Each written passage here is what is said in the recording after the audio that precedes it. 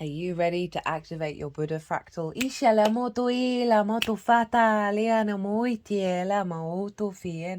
Hello and welcome. This is the All 12 Signs video series for the Sagittarius full moon that's happening today, the 23rd of May, 2024.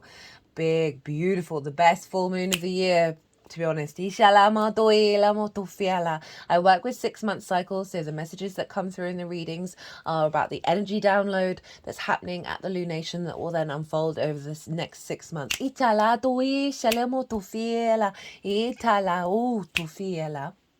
My name's Chloe. I work with card divination, astrology, and I channel energies through my body, as you can hear and as you can see. They bring in healing, attunement, and activation codes to the messages.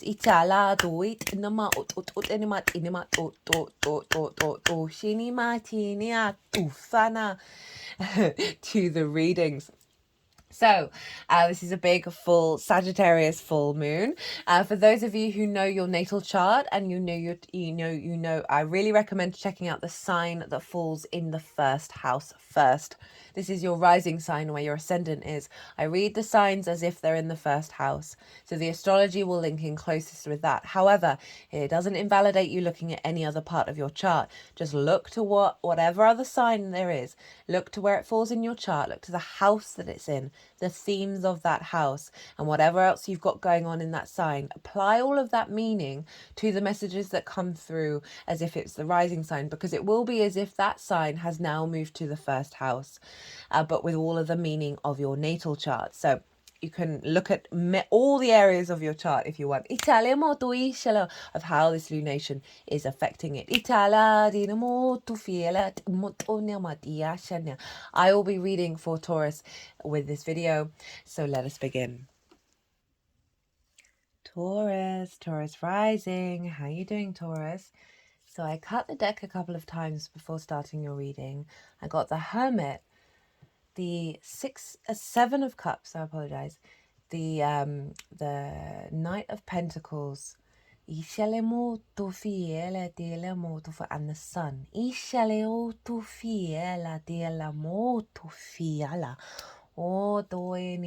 This feels like a collaboration of bringing your inner wisdom and the magical reality that exists around us into practical visibility.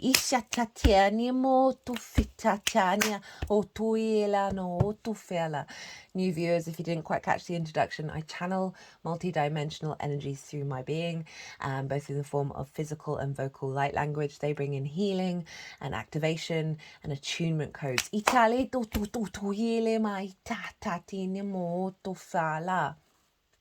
So, right, Taurus.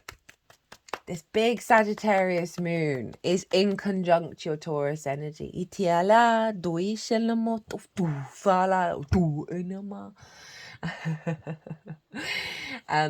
In conjunct isn't a traditional aspect. So wherever Taurus falls in your chart, right? For those of you who don't have Taurus, I will be breaking down the astrology for Taurus rising. But for those of you who don't have Taurus in your rising as your rising sign, tap into the energy of the house. What are the themes of the house that Taurus falls in?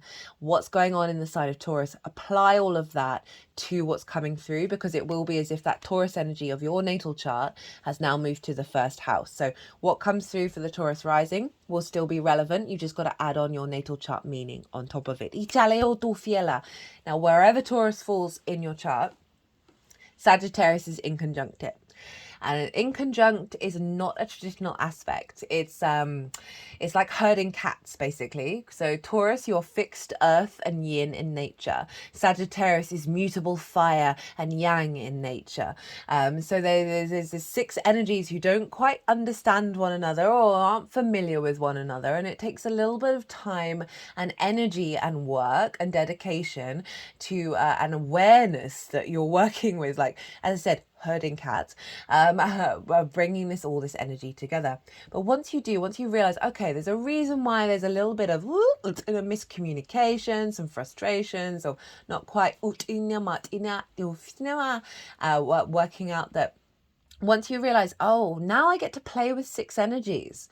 and play around with that. And liberate myself away from convention. It's a very liberating force, the in conjunct.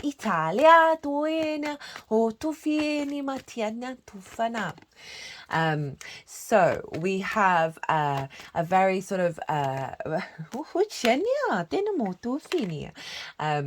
very unconventional liberating moon happening here with you for you, Taurus, and you've also got it as an in conjunct, so it's adding on to this sort of breaking out of the normal realms. And the reason why this is an unconventional moon is because this moon is out of bounds. I talk about this in the collective reading, where I break down the astrology in more detail. The sun has a certain trajectory, and when celestial bodies go above the trajectory of the sun, this is deemed to be out of bounds, and this means that we are going out into the new frontier, right? We're bringing galactic energy. Felt like that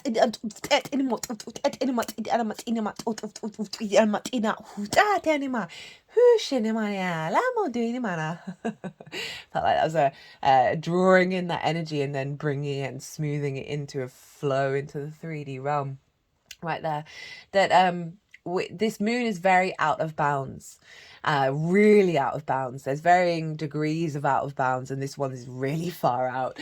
And so we are harnessing a new paradigm of how we roam and move through the world, right? That mutable fire of Sagittarius, and this is influencing your Taurian energy by way of an in conjunct, which is dealing with 6 different energies. So you're adding the complexity and the nuance and the sort of the playfulness. It may also be a bit like, whoa, what's going on? But there's an element of a recalibration into a new paradigm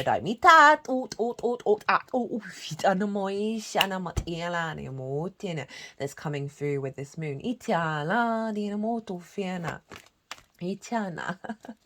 Okay, so right, Taurus rising, this is happening for you in your 8th house. The 8th house is the house of transformation. It's the outside world's resources, right? It can be linked into mortgages, loans, taxes, insurance, sort of like working with the resources of the outside world, as well as bonuses and commissions, sort of more one-off chunks of money. It's linked into inheritance, both 3D and cosmic inheritance. It's also about exchange, right? It's a give and take between you and anything other than yourself. Time, money, energy, intimacy. It's the lens in which you operate that exchange. Italia otoe etala umbatna umdatina. Shall we just leave the reading at that, shall we? Uchinimo tui tita Diana Diana Diana Diana Diana tu fiala. Whoa. Ititinama inamoinama dinama ishalanimo itinia iala ititiana itinia otufu finia iania otomenema itinima otufeni itini ela ela. Sorry, I was letting them do what they Ichinamoto itini atini ani itina Ophelia. Sorry, I have to sort of shut off my conscious mind while that's all going on. So what I was saying, the 8th house. Okay. So the 8th house is like the give and exchange, right? So there can be a codependency, scarcity, but also it's where we try and establish healthy relationship dynamics. It's the dynamics, it's the exchange, it's the lens in which we exchange through. And you have itilimo tufi, Sagittarius here. Itila dilamo utufitina, the sense of the ability to move and flow and adapt and Bring the fire.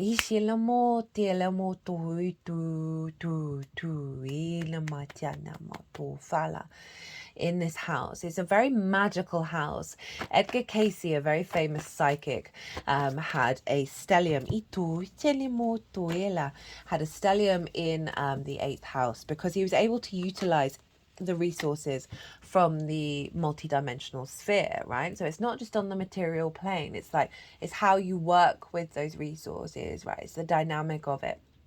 And so you've got this big full moon happening here, and it's it can activate a real heightened connection, relationship dynamic with source.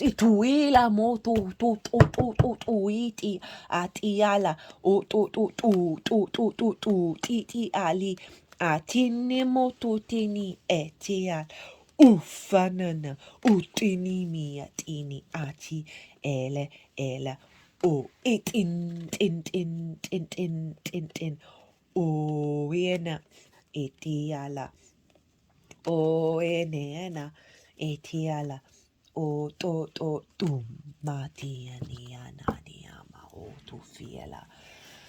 Well, all the cards have come out, and haven't even really got into the astrology. That this full moon in the 8th, right? We are activating a very powerful connection with your authenticity around your how you interact and exchange with the outside world. So yeah, so the 8th house is it's a transformative house. It's very powerful, and we have a full moon, and the full moons represent an ending of a cycle, but also an element of elevation of a frequency. So I'm pulling cards, well, I was pulling cards for 3 different piles. The first pile is the lead up to this full moon. And that's from the new moon in Sagittarius that we had in Sagittarius season. What have you been integrating? What have you been working on? What has been developing? What have you been clear? You often with that we're clearing the decks for the activation of the power of the full moon. To come through. And also how your energy is showing up for the full moon itself. Now, I see lunations as portals for download codes, for activation codes that will then unfold over the next 6 months. So it's a full moon, there's a sense of elevation, a celebration. It can bring up triggers, and if it does, it's in order to highlight where things are out of balance, and what we need to work on over the next 6 months. But overall, there's an activation code that's coming in that's that we're then bringing that back into earth in our actions and our deeds over the next 6 months. So that is pile 2, right? So pile 1 is everything you've been working through, what you've been integrating, and how your energy is showing up to work with the download that's coming in with this full moon. And pile 2 is the download. And the baseline for pile 2 is the collective reading. And that's where I get to explore the energy of how all the celestial bodies are talking to each other at the exact moment of the full moon that form a harmonic blueprint. And then I explore that energy of what that feels like, and then we can tap into that, and then and did a collective tarot reading, as well as sort of channeled messages. I get to be more intuitive and esoteric in the exploration of what that all feels like. That's the baseline for this moon. The tarot for pile 2 here is in relation to how that affects the Taurian area of your chart, of how this is going to unfold.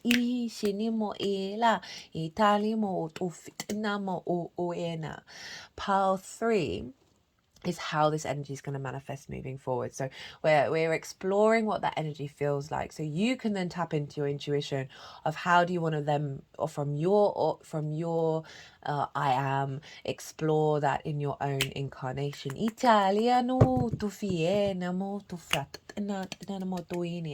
So big full moon in the 8th, right? A closing out of a cycle of an understanding of your connections and the relationship dynamics, right?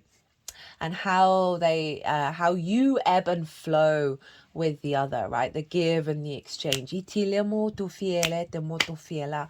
could see, you know, just on a sort of a basic level around the full moon of if you've wanted a mortgage coming through, or a big download from source,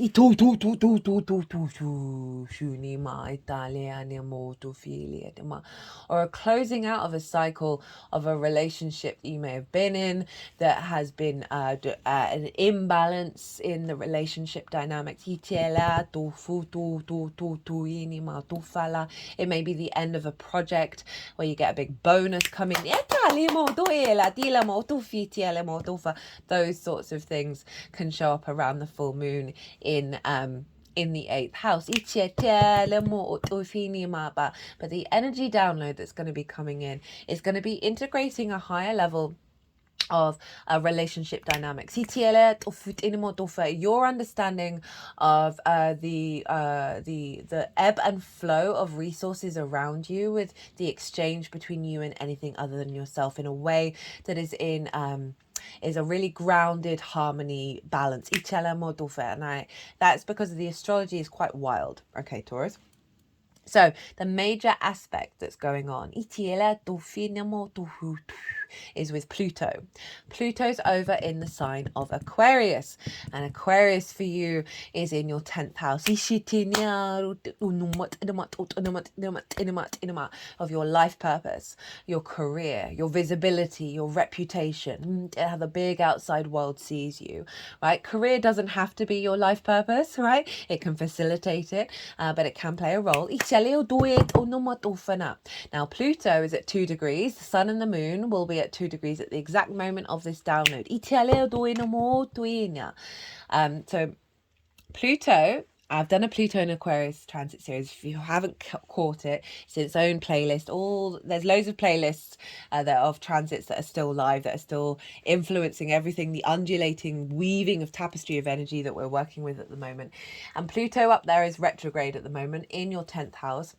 And you are going through a deep transformative energy around your life path, around your soul purpose, around your career, your visibility, your reputation. You are reorientating back to your universal truth, around the power of your path, right? It's not in an unintegrated ego bashing way, right? We can all hold that magnetism and that power of self without diminishing the other. There is infinite abundance. Pluto being there is radically manifesting a shift and change with your understanding of your own value. The sun is over in Gemini, which is in your 2nd house of your skills, of your resources. It's the opposition that we have between the sun and the moon, of your resources, your skills and your tools, of how you manifest and bring in and how you manifest in this 3D realm, and how you bring in regular income. It's sort of the regular income, rather the 8th house, which is sort of can be one-off payments, big chunks of money on the material plane, right? But the 2nd house is also the things that you value, and most importantly, how you value yourself, right? Of that Gemini energy. Pluto is making harmonious aspects to the sun and the moon in these resource lands, right? Embedding a sense of confidence of your own value, and therefore, right, so with the 8th house, we can have distortions around scarcity. About it's not even that you have to be able to visualize the dream, but that there are sometimes inherent frequencies within us that are just blocking the capacity for source to come in and be abundant.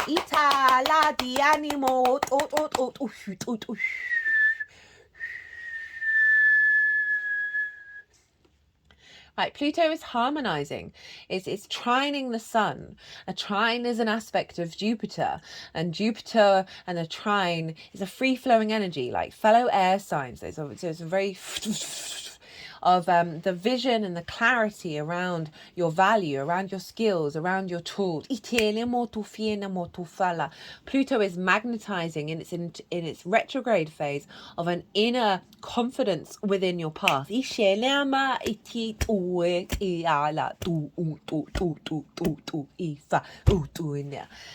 And really helping bring about an acceleration around your ability to connect to the pathways that are in an alignment with that soul journey. That's that soul path. That foster and a sense of visibility around your value.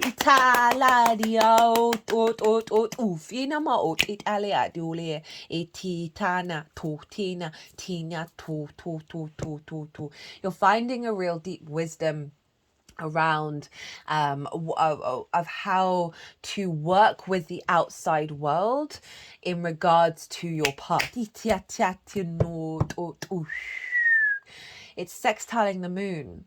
So this is bringing about a sense of connection, appreciation, and value. A harmonizing between relationship dynamics between the resources of the outside world with the multidimensional sphere into that life purpose, that soul path, and how you're viewed, and that's a sense of being seen in a way that is in alignment with your authenticity of your own value. It's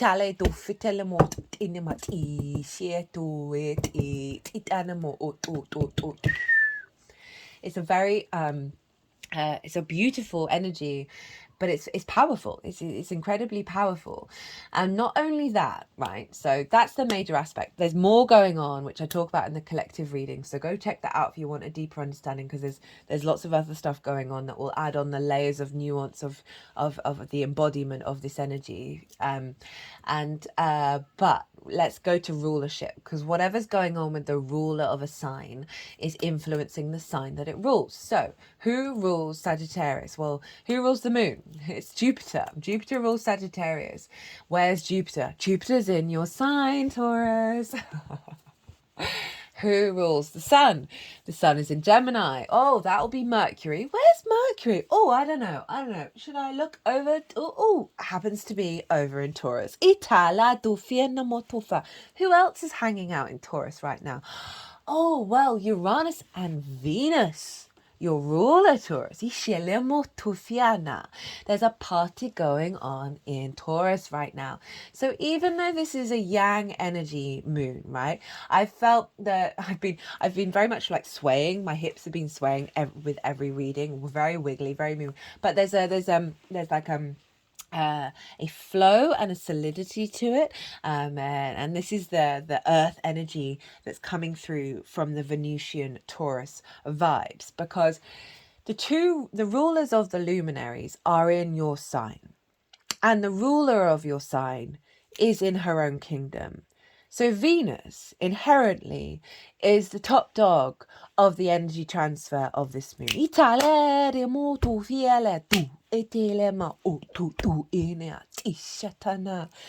it's all calibrating back to the Taurian energy. And this for you, Taurus rising, this is your sense of self. The rising sign is how you embody your sun or your moon in your actions and your deeds. It all depends if you've got a day or a night chart, which luminary is providing the wisdom of where we're headed in our cosmic journey. The first house, the ascendant, is your navigator, the lens in which you move through the world.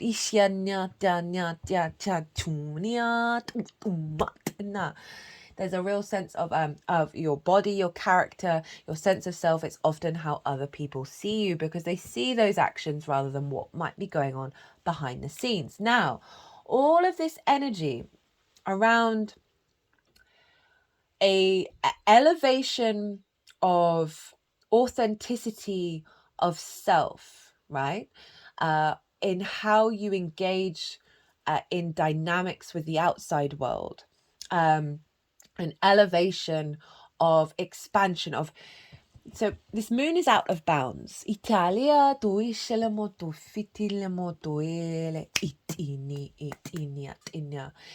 And if I've already said this, I do apologize. Sorry, I've been doing the readings. When you channel, like sometimes everything just sort of all flows into each other. But this moon is out of bounds. I don't think I've mentioned it. So the sun has a certain trajectory. And when celestial bodies go above that trajectory, as in go above the sun, go beyond the sun, they go out of bounds. And when this moon is really, really out of bounds, and this is like off in the stratosphere, this is like pulling the galactic energy back into the trees, releasing the entanglement of some of the earthly patterns that we've encountered, that have limited our roaming energy, right? Sagittarius is the archer, is the roamer, the collective fire, the forest fire. That there may have been, we're clearing out blockages around the expansion of you really connecting to the resources of the outside world in a way that serves that heightened, elevated soul energy. Atalia hufitita hushitata nyamo otena o elatini moetina. That this elevation of the download that's coming in around. So it's also going back to you, right? Of your sense of value, where the sun is, and then your embodiment of it in Taurus. That even if there are situations that happen following this event that don't feel abundant, right? That give an exchange of abundance, you are not getting, your energy field is not getting distorted by it. Itala Dorfi is part of the process of the unfolding. There are many layers going on in our existence, right? There's various things that there's an unraveling in many different fields. And it's a real sort of the ability to take that I am of the Aries solar eclipse out and move it into the world and be free and generous of spirit in doing so. Despite what might be going on. But overall, this really is allowing us to bring in a framework of activation of moving out into the world and working with the resources of source, working with the resources of the environment around you, healthier relationship dynamics that is creating a level of empowerment, right? Because all of this energy is funneling back to you, Taurus. Right, we've got Venus and Jupiter conjunct one another at the time of this moon. This is a beautiful alignment. We're not going to have it for another 12 years. And it's in your sign of this embodied sense of the grace and favor of these two planets, the two benefics of love, of connection, of appreciation, of value, of wisdom, of abundance, of opportunities, of the sense of knowing, of confidence within yourself.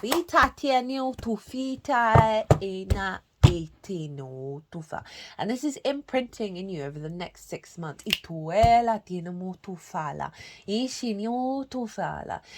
like you're moving through the world knowing your own value, basically. And that value is not diminished if you encounter situations that don't reflect that. It's not touching it. That was the Four of Pentacles that came up when I was cutting the deck. That protection energy of you being able to manifest and create in the 3D realm.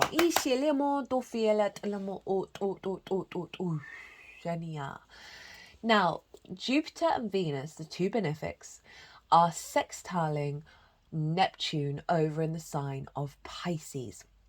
This isn't going to happen again in our lifetime, okay?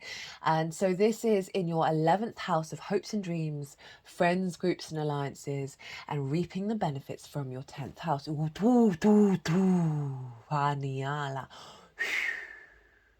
So we are activating an integration of the Neptune bringing the magic of source into our hopes and dreams, elevating our ability to dream and hope beyond our limitations.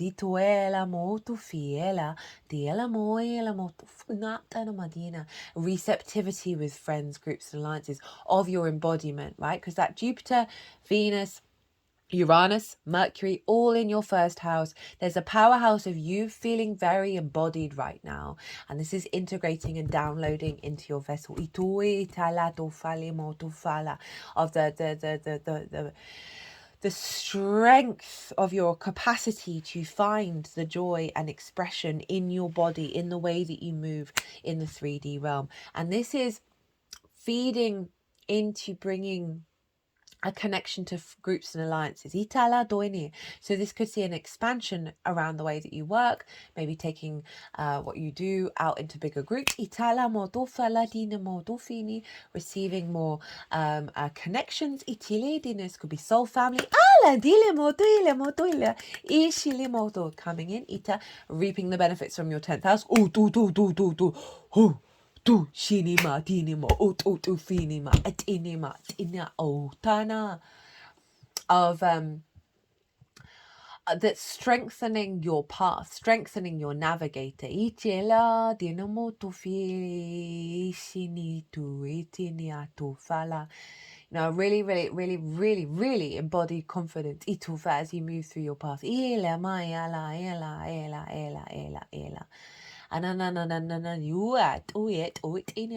Sorry, the English words aren't wanting to come out right now. The combination of all of this, right, with Pluto in your 10th of your life purpose in your career, the harmonizing energy from Neptune around reaping the benefits from that, of activating a deeper connection to the miracles of your hopes and dreams and manifesting through your embodiment of self. A deep knowing in yourself, in your character, how you move through the world, that's able to facilitate and utilize not only the resources from the outside world, but the skills and tools that you have that you can share with the world.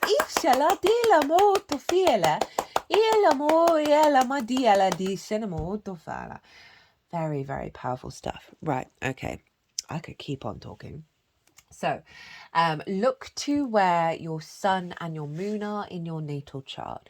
Look to the houses that they're in and the themes of those houses.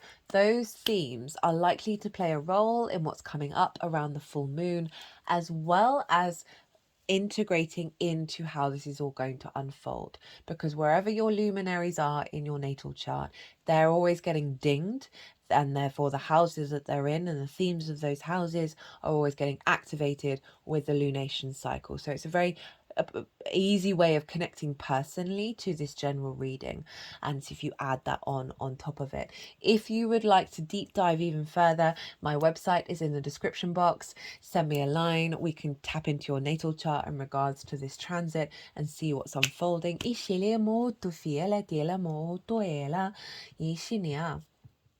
But I'm going to go consciously quiet now. If I do talk, it's only to translate what is about to happen. The energies that I work with, they are going to move through me. They are going to move all the cards around. They're going to do some energetic channeling and healing. Then they're going to put the cards into the 3 piles. And that's when I'm going to bring the tarot into the astrology. I call you to soften your mind as well. You just had loads and loads of information. So we're just let it all settle and then see what intuitive hits come up while this is all going on. That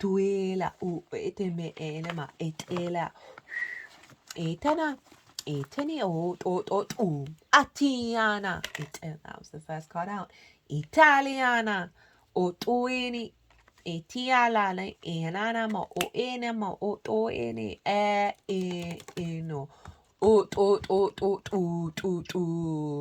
Clearing out. So when I talk about the energies, they can be extreme that you may have faced, as well as the subtle nuances that still represent the archetypal energy of a sense of immobilization, a sense of not feeling like you can roam. Italia, and clearing out some of that. My spine is wiggling right now. I've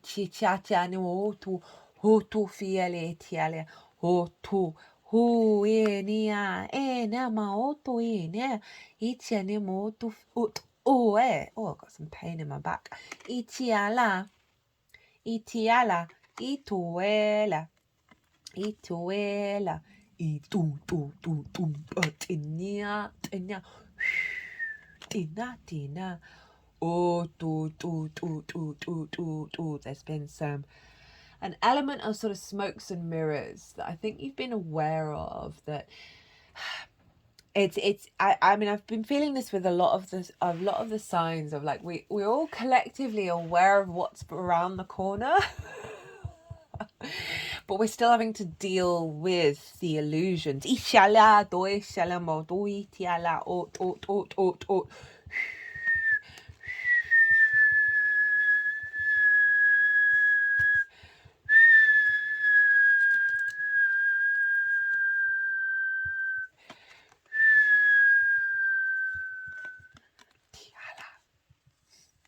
Oh, boom, boom, boom, itala, boom, tishala.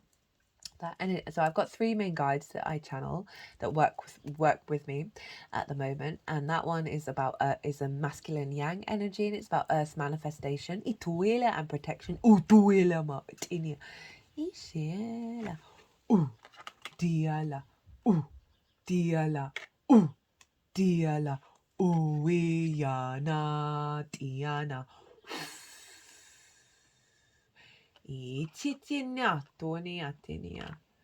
Diana mo o atini ati di ala di janama iti ala e a ti ao uwa di ala mao ana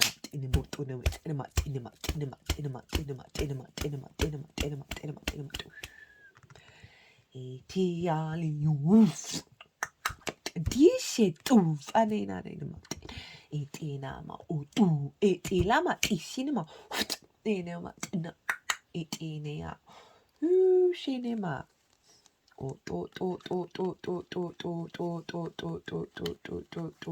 Ialiana. Ialiana. Iti ania. Atinima o to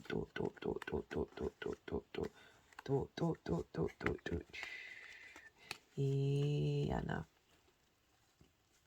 I ani ale ela I ala ina I to ela di ala do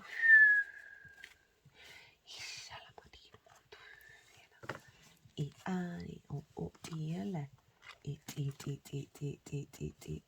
atia tina oof tinia iti ala ti ala iti ele ela o to ishiana iti alana ut netina ma ut ena tina ma huftina it ooh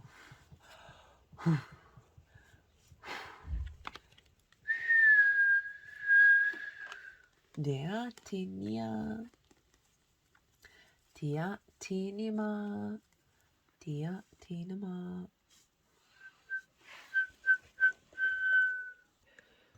Well, Taurus. So, what you've been integrating, what you've been clearing the decks with over the last 6 months, and then how your energy is showing up. The moon wants to be in both places at the moment, to work with pile 2. So, we have the 9 of Swords, the Devil, the 10 of Swords, the Tower in reverse, the Death card, the Moon, the Page of Wands, and the 3 of Wands. So the Moon was here, highlighting the fact that there's been an element of, and I felt this for a lot of the readings, of that, you know, like the sheen, the fog of reality. We're becoming more aware of it. We're becoming more aware that it is a barrier to what's beyond. Inshallah, but we're still living in it. Itatani o tufitiana o tufatatinia. So we've got the 9 of Swords, the Devil, and the 10 of Swords. So this is working through some really heavy energy. Capricorn, Yitinya is this is the Capricorn card.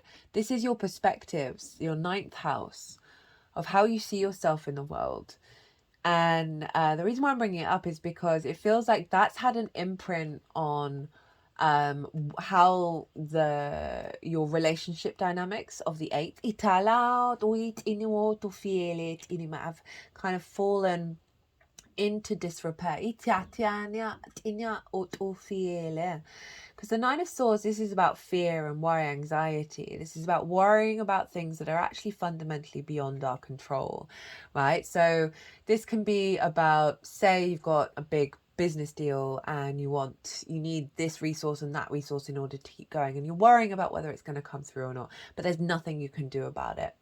As well as someone's behavior, right, in a relationship, and you're analyzing it, you're worrying about it, when fundamentally it's not anything to do with you, it's to do with them and what they choose to do. We give us power away in the 8th house in these dynamics too often, and it distorts our perspective of what it is that how we then show up. So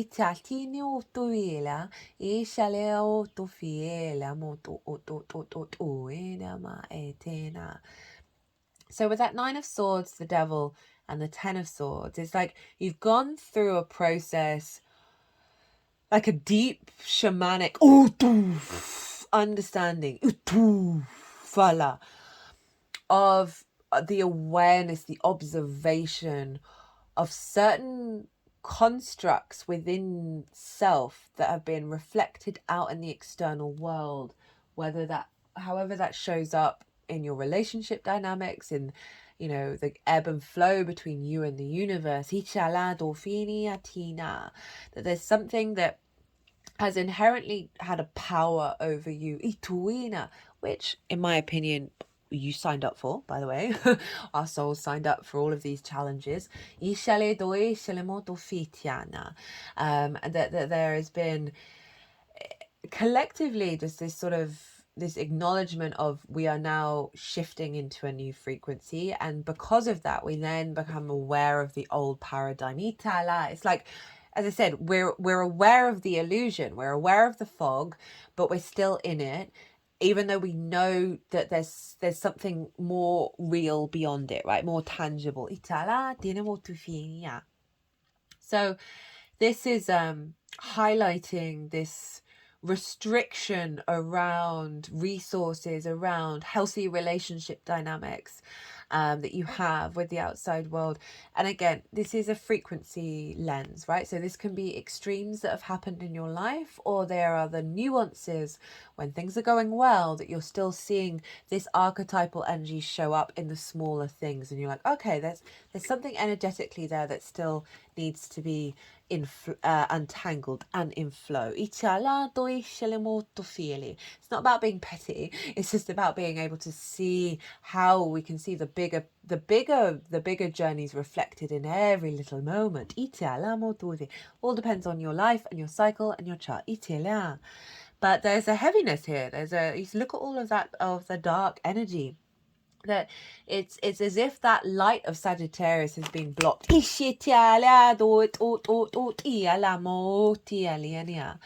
then we've got the Tower in reverse, and this is when the Tower is in reverse, for me, this is about the inner pulling down of these structures rather than the external, right? So it's the with the 8th house, I always say, like, do you need to externalize exchange? Do you have everything that you need? You know you do. Rather than having expectations, assumptions, or judgment when you exchange with the outside world, right? It's more about recalibrating to a place of you are complete and you are engaging with the outside world from doing it from a place of completion. And with the Tower in reverse, it's saying the Tower pulls down what's going on at the top, right? Superfluous. The foundations are still strong. It's clearing the decks for new growth to come in. Itiala, from a very more empowered energy. So there's this element of, you've gone on over the last 6 months a journey of really being aware of when this shows up and making the internal releases of how you respond to it and how you engage with it, and realizing it's probably actually got nothing to do with you. Do you know how much of our bullshit is linked into past life energy? Let alone the imprints from our parents, parental figures, and society. It does make me laugh, it really does. There's still that essence underneath. And then we got the Death card, which is the acknowledgement of letting go of it, right? They've been pulled down and now you are moving into the new landscape, because the Death marks the transition phase, right? Of from the old into the new. You see the sun is rising, and there's the sun. The sun is rising in the background. The king is no more. Things that have had an authority over you, you might not even been conscious of it. Some of it. There's this underlying layers of soul contracts that we've got no idea about. But this figure is protected, and these things have been falling away. And it may have been disorientating. It may have just been like, what? How come? What? Why? Where? When? But the Death card is like that. I'm going with it, right? I'm going with the flow. I'm going with this transition. I know I'm moving into the new cycle.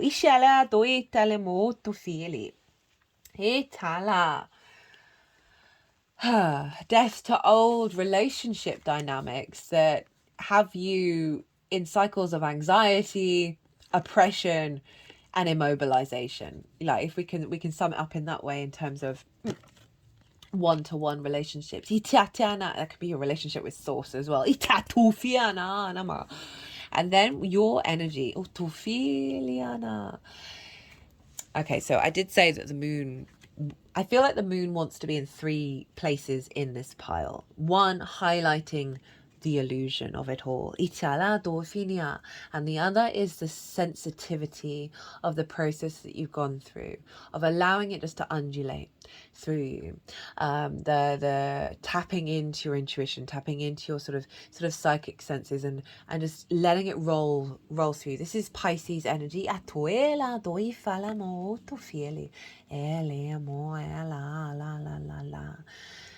And I feel like it's a bit of a balm that's helped you. You know that there's stuff going on in the unseen world. That's being cleared out. And then the moon wants to show up with these guys. So this is your energy of how you're working with the download that's coming in with this full moon. We have the moon, the Page of Wands, and the 3 of Wands. So love that we've got this kind of very psychic, sensitive yin energy, right? With fire. And what I feel with this is through this process, your intuition has become very heightened in what you're drawn towards with the outside world. Being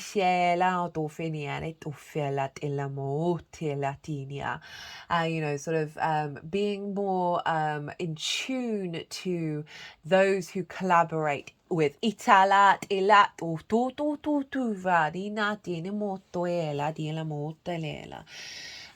well as in terms of how you are received by the outside world. So if we think about what's going on with the 11th and the 10th house in terms of visibility and reputation and working with the world, working with groups in the ways that you work, it's bringing in more resources, is that your capacity to embody your deeper connection to your intuition with others is becoming more readily available and more in alignment, because we've got that Page of Wands, which is the instinctive connection of communication. It's very passionate. It is linked into spirit. Fire in esoteric traditions is very closely connected to spirit.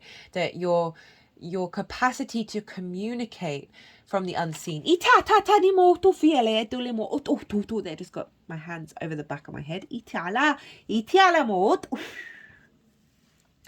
Is more accessible, and your ability to communicate with source, with the 8th house,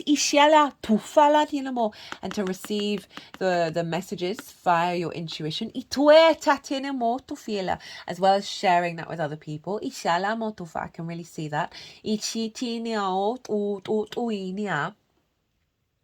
There's a real openness now, right? There's no more opportunities coming in. There's more playfulness. Your energy is showing up of like wanting to engage, wanting to explore, wanting to communicate out in the world. And then we've got the 3 of Wands. So a very confident energy. This figure is standing on a cliff, representing they have the higher ground. It's very powerful. This is the sun in Aries. And again, we've got armor here, representing a level of protection, of like your energy not being distorted. You're embarking on a new journey. These ships are going out into the world. There's a new adventure of how you interact with the world coming up. You don't know necessarily what's going to happen, but you're not in anxiety about it. You're not worrying about it. You're allowing it to unfold because you inherently are in your power. Remember, all of this energy is coming back to you, Taurus, this embodiment. Okay, now we've got half the deck for the energy download of this moon. We have the 8 of Wands, the 6 of Pentacles, the 4 of Cups in reverse, the 7 of Wands in reverse, the 4 of Pentacles, the Wheel of Fortune, the High Priestess, the 9 of Cups, the Queen of Cups, the Magician, the Ace of Swords, the Queen of Pentacles, the Star, and the King of Cups. So I'm gonna try and keep this. I'm going to talk as long as I'm going to talk. Got the 8 of Wands. This is alignment coming in, right? It's a very fast moving energy. There's a sense of a shift in your relationship with the outside world, right? And the relationship with you. That's more in alignment with what's coming in. This could see very fast acceleration around engaging with the outside world in terms of your skills and your tools, in regards to how you elevate your life purpose. But overall, there's an alignment. You are in alignment when you are out in the world. Got the 6 of Pentacles. This is about a rebalancing where there may have been scarcity, where there may have not been support from the outside world. Support is now coming in. That can come in many different forms. It can come in forms of energy, meeting someone who's sharing something with you. It could be money. It could be new opportunities, new resources, whatever it is. There's just a rebalancing coming in where you are feeling like you can go out and explore in a new paradigm. The 4 of Cups in reverse. This is no longer feeling like everybody else has got something and you don't, right? It's moving out of a state of stagnation. So in terms of like relationship dynamics, a more giving, more open, more flowing relationships. 7 of Wands in reverse. This is a very archetypal card for us right now. Upright, this figure, again, same as the 3 of Wands, standing on the high advantage, has the higher ground. Do they look like the confident 3 of Wands? No, they do not. They are very unsure of themselves. They don't understand the true value of self, right? They're in competition and in fear mindset. And this is all of us, basically, because we've been conditioned to be in sort of, there's only one winner, right? There's no room for everybody to excel. Which is essentially bullshit. That this is in reverse. This is a removal of that worry, removal of, oh, there isn't enough resources, or if I do get to the top, if the world sees me good, I'm gonna constantly have to fight for my spot. You see it so often with people when they're in those positions, that their life is drained out of them because they have to keep up that momentum, and it's a false narrative. It's the more you understand your own value and just enjoy the process of what it is that you're doing, and not look at the world as if it's attacking you. The more the universe feeds back into that sense of, I'm just doing me and I'm enjoying my life. So this is great in terms of the outside world's resources, of no longer seeing like you're in competition with it, that there is expansion. We got that Four of Pentacles. This is about, for me, the way that I read this card, I love this card so much. This is about your inner soul frequency not being distorted by the external, and so it manifests from that pure essence, from a place of sovereignty, to build in the world. You're secure and stable in your environment. So that's what's coming in with the Wheel of Fortune and the High Priestess, following this sense of containment, of shifting out of these old paradigms, bringing yourself into alignment. And then we've got the Wheel of Fortune, and this is saying stuff's going to happen, fate's going to change. This is a Jupiter card of there's momentum going on. You've got the Eight of Wands, which is sort of fated shifts and changes, as well as the Wheel of Fortune of alignment. The more that we're in alignment with ourselves, the more the universe matches us. That the more opportunities are going to come through. A new frequency is coming in that's in alignment with that soul path. The High Priestess, love this. This is the Moon's card. And this is symbolizing the fact, right, even though this is a yang moon, we've got a lot of earth and water, which is very yin. And the High Priestess is very yin in nature because she is the bed of creation. She knows she is drawing towards her all that brings her fertility in life. It's moving away from that sort of fear, right? That worry, that anxiety of what the give and exchange, a sense of there's a deep knowing within you that's now being activated, that you are drawing towards you that which nourishes your needs, and your brings in fertility and abundance into your life. Heightened intuition as well, connection to source, in the way that you embody yourself, that's in alignment with the co-creation.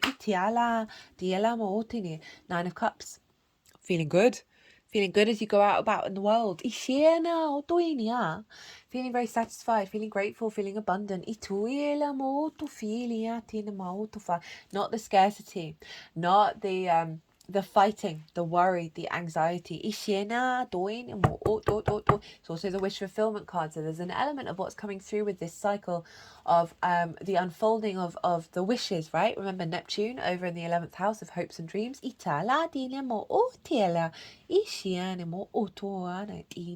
But you think about the sun being in the second house of how you value yourself, like that inner confidence of how you show up in those dynamics. Queen of Cups, beautiful, lovely energy. Again, very serene. She is so at peace with what's going to happen. She is turning into the ocean. She can see far and wide. She can see into the future, and she is calm. She's deep nourishment of your emotional body. And I love that this is showing up of your ability to, I can see this in many different ways. One of the things that just popped into my head is your capacity to intuitively understand the needs of the world. And I know that sounds like a really big deal, right? But everything we do on an individual level is feeding back into the earth. And there's something about what it is that you're bringing to the table is not only nourishing your emotional body, but that of the outside world.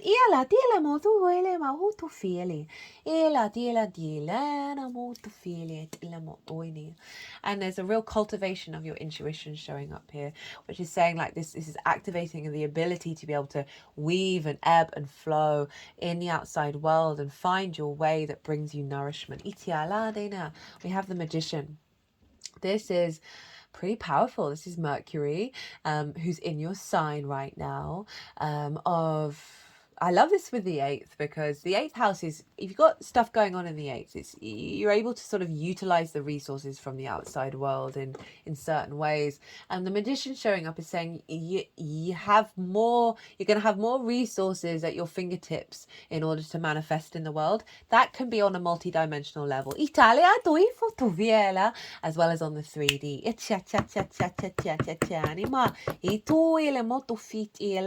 And linking back into sort of the 11th house of friends, groups and alliances, Pluto over in the 10th of visibility, of like you perhaps being seen as the Magician. In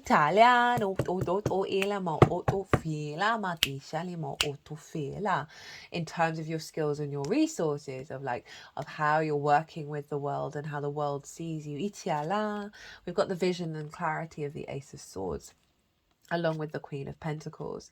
Right, this is a real deep nourishment and clarity around the truth of the outside world, right? So it's making me think about all the potential vortexes and matrices that have entangled around you, that have blocked your abundance. They're just sort of moving these cards up and down my body.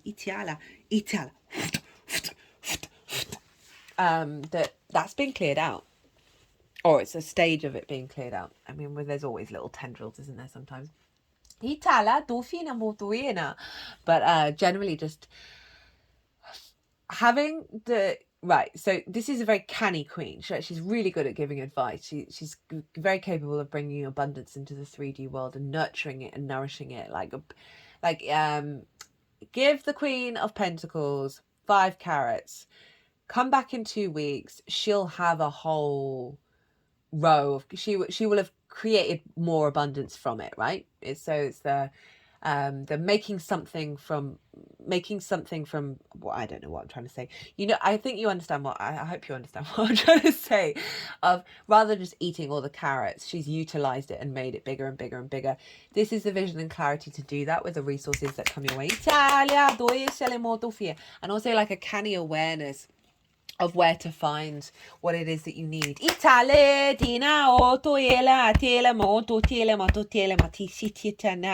Also just heard it, the Great Mother provides. Ichala, of like the Mother Earth, right? The outside world's resources, providing from the clarity of your vision, you're being provided for. We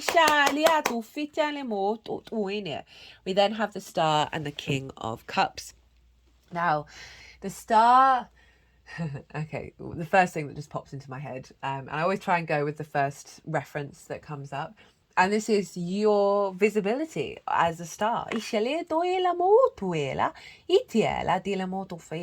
that can be, as I said, a sliding scale up and down of how that shows up in your vibrational frequency. But essentially, this is you being your unique self out in the world. You're bringing that galactic energy, you communing with the stars and healing the earth. In whatever modality shows up for you. It's also about hoping and dreaming where Neptune is.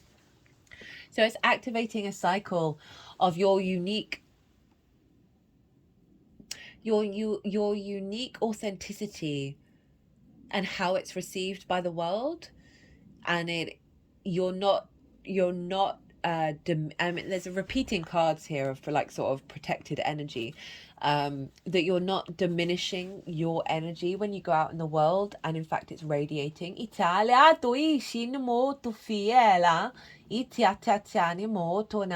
some of you who it may be about doing healing work with others, with the outside world, and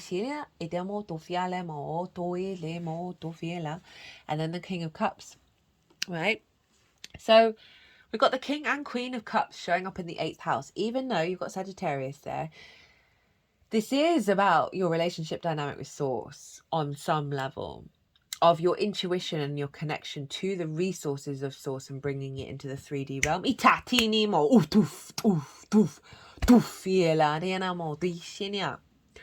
The King of Cups is very much it's not phased by much, really. in emotional control. It's sitting on a stone throne on a stormy sea, right? And isn't bothered about the fact that there appears to be a very giant sea creature that's about to launch itself towards that ship. It may be very friendly. We don't know. We really don't know. But the king's not bothered. The king is like, I know what I am and who I am. My emotional field is not being distorted. I am following my intuition. I know that I'm safe, even if there may be chaos around me. I really like that ending on like the King of Cups, of the confidence of your ability to harness your intuition, your imagination, and this is in alignment with your relationship with source, as well as with relationship dynamics with other people, of your emotional field not being distorted by others, your sense of value, your sense of creativity, imagination, and all of those things. You're staying sovereign. We've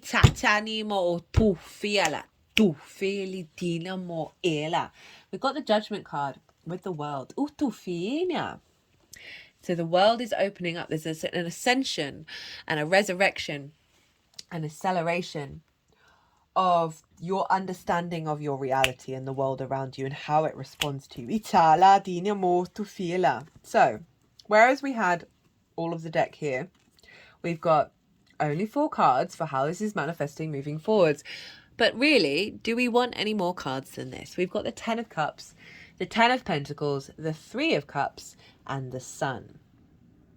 Whoa, Taurus. This is... So the 10 of Cups is your inner emotional alignment being reflected out in the world. It's the only rainbow in tarot. The rainbow for me is the chakra body, right? So when light is refracted, it forms the colors of the rainbow. That which are the chakras? That when we're in alignment with self, right? That we then the world opens up, right? Know thyself, and the world will open up. When we're not seeking or clawing at the outside world for emotional fulfillment.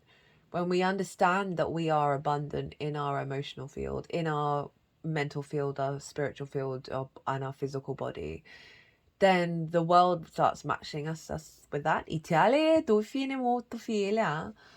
And it amplifies that. And then we start seeing rainbows. We start seeing it physically manifest in the 3D world. But what this is saying is that you're going to be in emotional alignment and flow when you're out in the world with the resources, with your relationship dynamics.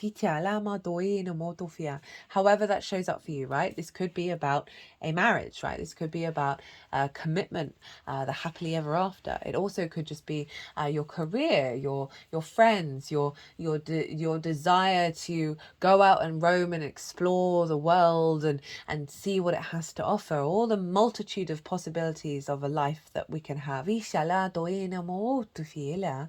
But there's also I just heard winking from spirit, right? That there's going to be lots of signs and synchronicities when you go out in the world that is reflecting back to you your own energy. Then we then got the 10 of Pentacles. This is about long-term legacy energy, right? This is a city. Cities take forever to build, okay? So it represents long-term building in the 3D realm, the earthly realm. And so with the 8th house, this is about really working with the earth, working with the planet, and that can come in many different forms, the multidimensional sphere of where it's giving you the resources that you need to give you this sense of stability, this sense of I am here, I am present, and this is unfolding. Some of you, it might be about a mortgage. Or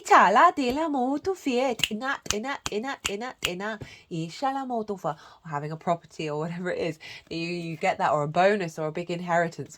It can come in many different forms. I always just try and tap into the energy. It's up to you to interpret what may come through for you on a personal level. We've got the 3 of Cups and the Sun. This is flow, joy, abundance, celebration, connection with the world, with the multidimensional sphere, with ease, with grace, a sense of vibrancy and light and animation and joy. It's a far cry from all of this. Look at all of that. Look at all of that. I mean, I love all those cards, don't get me wrong, but you know, the difference in the energy, okay? What's coming through is you moving through the world with more joy, right? The resources, the relationship dynamics, they're more in union, they're more in flow rather than in conflict. What a powerful combination to end on. And also in terms of career and life purpose, where Pluto is, you know, the sun, the visibility of you in the world. We've got well-being, awareness. Yeah, you've gone through a focus of like, okay, I see what's going on in my body. I know what's going on. I understand why I'm reacting this way, but it's not serving me to keep in this alignment. Harmony, bridges, joy. Another 10.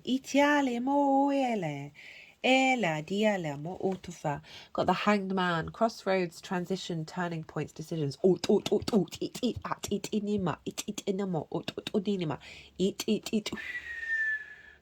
Yeah, entering into a new frequency, a new alignment. The Empress, development, growth, abundance, productivity. It's a very, very powerful transit. There's no getting around it.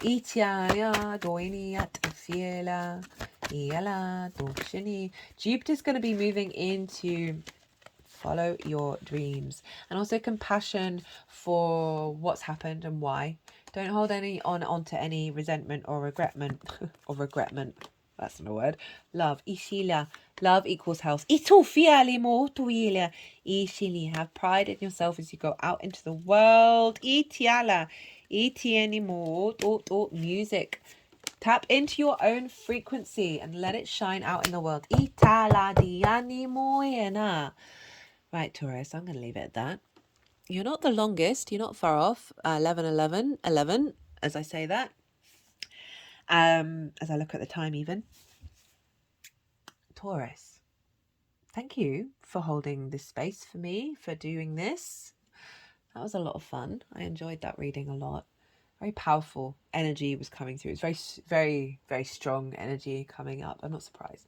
I am not surprised. If you like this reading, it would be an honor and a privilege if you hit the like button. And facts are facts, it helps the algorithm. So it's greatly appreciated. If you want a personal reading on absolutely anything, my Virgo sun loves to facilitate and figure out a way of bringing things into being. My website is in the description box. Drop me a line and I will get back to you. Taurus, be good to yourselves, be good to those around you, and most importantly, be well until we meet again.